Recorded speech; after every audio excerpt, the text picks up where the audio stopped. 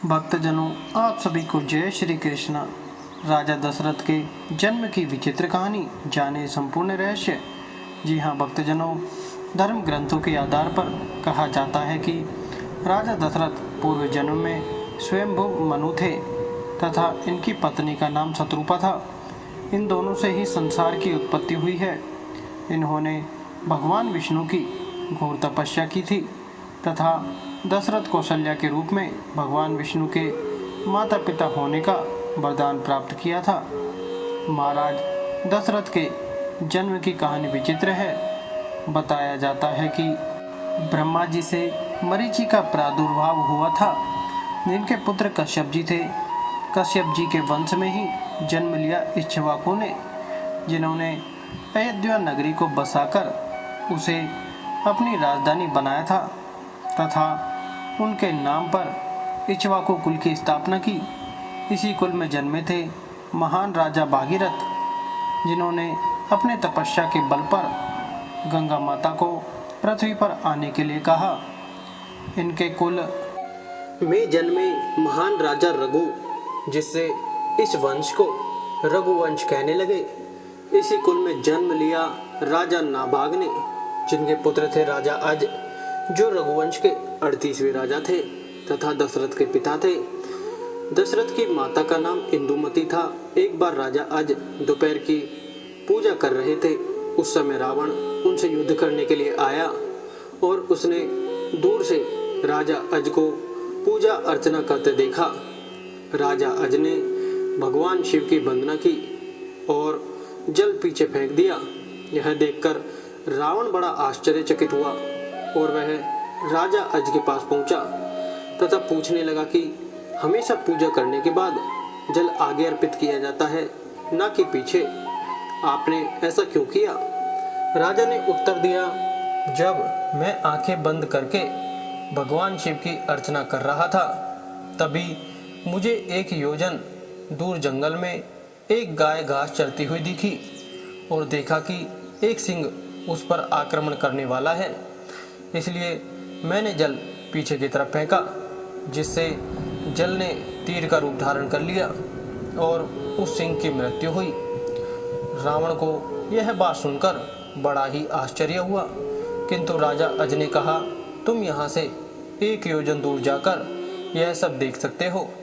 रावण वहाँ पहुँचा और देखा कि एक गाय हरी घास चर रही है, जबकि शेर के पेट में बाण लगा है।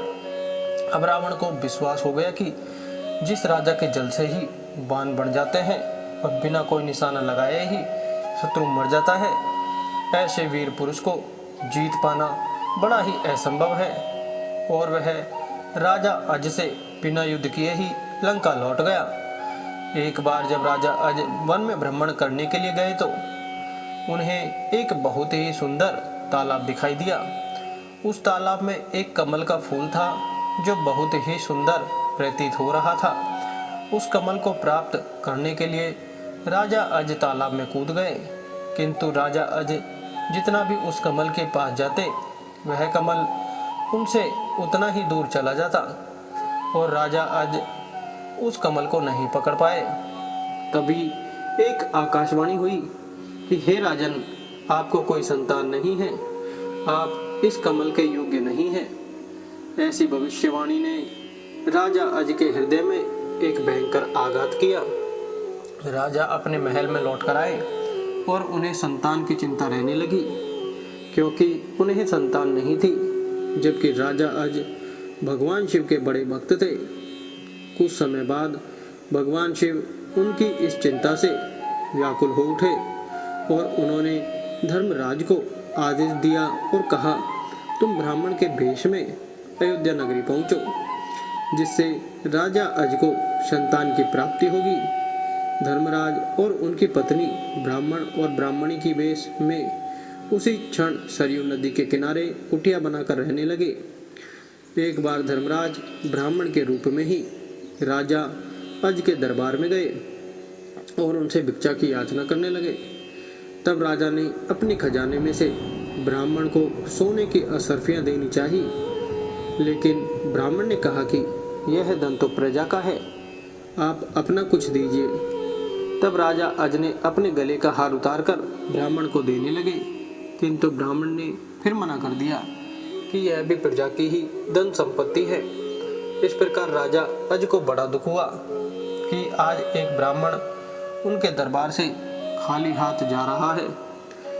तब राजा अज रात्रि में एक मजदूर की वेशभूषा बनाते हैं और नगर में काम के लिए निकल जाते हैं। वह एक लोहार के घर पहुंचते हैं और वहां काम करने लग जाते हैं। पूरी रात वे बड़ी मेहनत से लोहे का काम करते हैं, जिसके बदले में उन्हें 1 टका मिलता है। राजा 1 टका लेकर ब्राह्मण को देने उनके घर पहुंचते हैं, लेकिन वहां ब्राह्मण उपस्थित नहीं था। राजा ने वह 1 टका ब्राह्मण की पत्नी को दे दिया और कहा कि इसे ब्राह्मण को दे देना, यह मेरी मेहनत का कमाया हुआ है। जब ब्राह्मण आया तो ब्राह्मण की पत्नी ने वह टका ब्राह्मण को दिया, किंतु ब्राह्मण ने उस टका को जमीन पर फेंक दिया।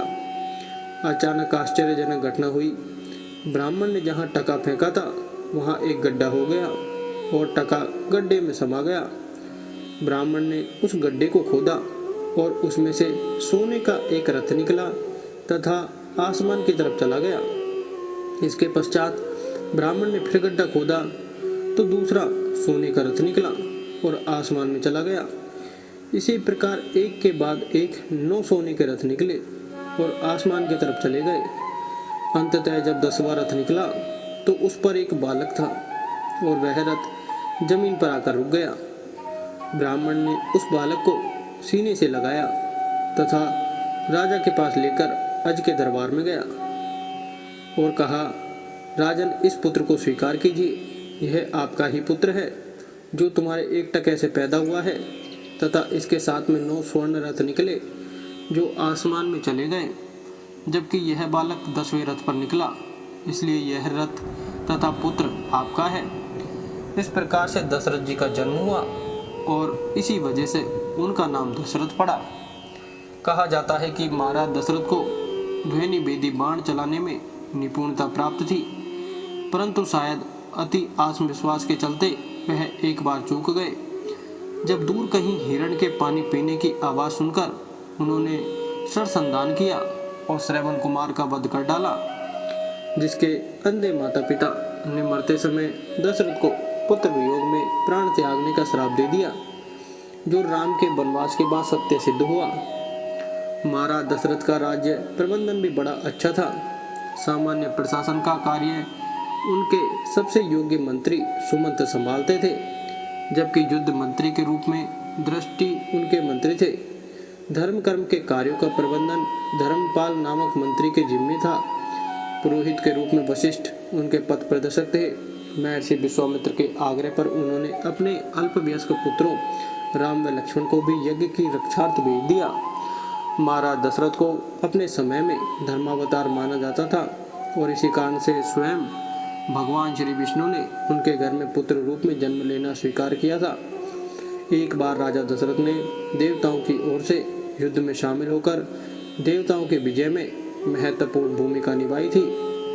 इसी युद्ध में कैकेयी उनकी सारथी के रूप में गई थी और एक अवसर पर जब दशरथ के रथ की धुरी टूट गई थी, तब कैकेयी ने अपनी उंगली को धुरी की जगह लगाकर उनके प्राण की रक्षा की थी। इससे प्रसन्न होकर ही दशरथ ने कैकेयी को 2 वरदान देने का वचन दिया था, जिनका उपयोग कैकेयी ने राम को होने जा रहे राजतिलक को रुकवाने तथा भरत को राजगद्दी दिलवाने के लिए किया था। बाद में यही वरदान महाराज दशरथ की मृत्यु का कारण बना। जी हाँ भक्तजनों, राम राम तो सब जपे, दशरथ जपे न कोय, एक बार दशरथ जपे तो सहस्त्र राम जप होए। जी हाँ भक्तजनों, जय श्री राम। दोस्तों, आपको ये कहानी कैसी लगी कृपया कमेंट करके ज़रूर बताएं। वीडियो पसंद आया हो तो लाइक करें और ऐसे ही बहुत सारी कहानियों, कथाओं एवं जानकारी के लिए चैनल को सब्सक्राइब जरूर कर लें। चैनल को सब्सक्राइब जरूर करो भक्तजनों। जय श्री राम। धन्यवाद।